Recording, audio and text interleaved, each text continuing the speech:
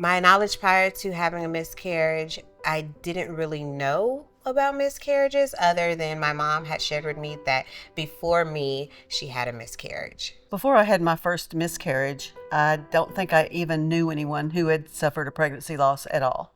I feel like I always heard that statistic, like 1 in 4, 25% of people experience miscarriage. And you kind of like know that's a big number. When I was going through it, I didn't really have anybody else to like turn to for it. My name is Crystal, and I've had a miscarriage.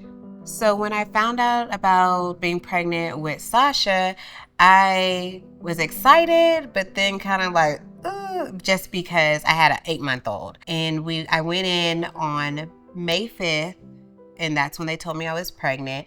I heard the heartbeat. The heartbeat was strong. I called my boyfriend. I was like, well, guess what? Surprise. But then that weekend, I felt as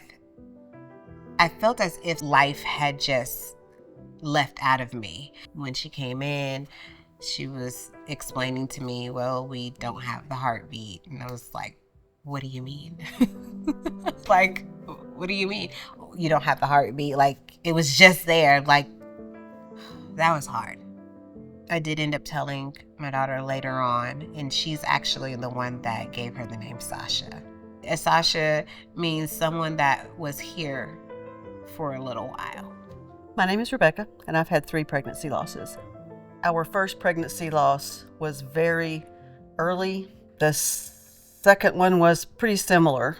The third pregnancy loss was at about 22 weeks, and that baby was stillborn, and that was because of placental abruption.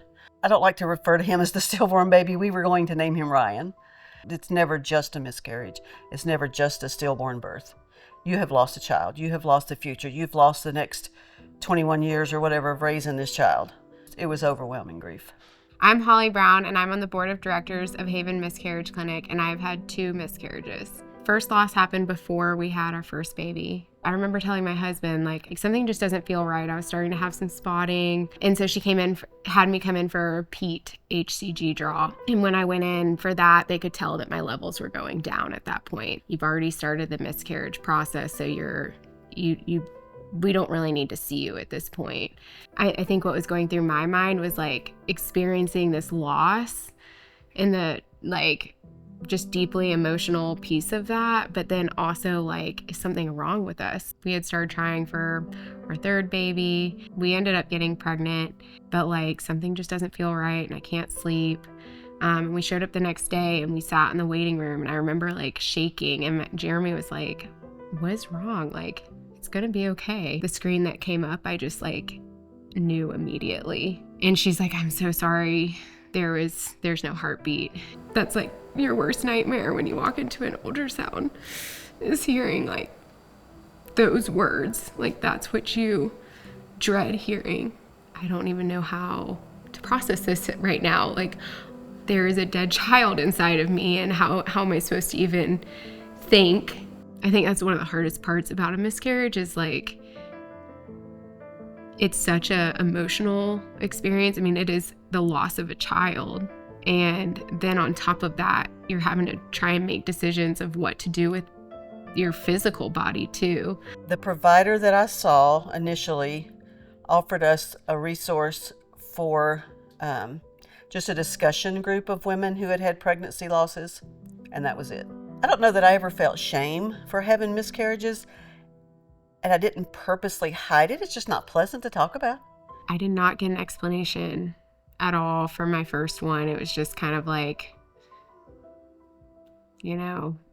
try again.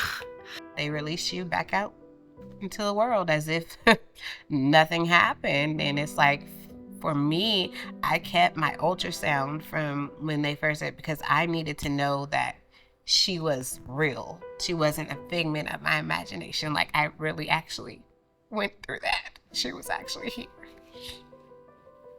Do not suffer alone. Talk to somebody, reach out to somebody. Find, if you don't have really close support as far as family or really close friends, a close church group, find something.